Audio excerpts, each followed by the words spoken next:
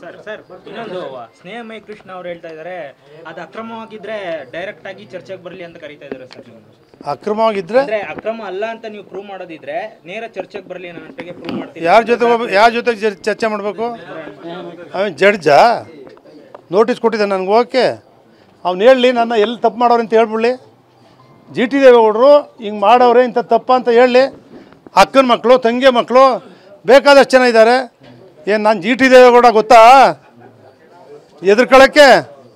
G T Deve Gowda ಅವನ ಮುಂದೆ ನಾನು ಹೋಗ್ಬೇಕಾ? ಯಾಕೆ ಏನಾಗಿದ್ದಾನೆ? ಜಡ್ಜಾ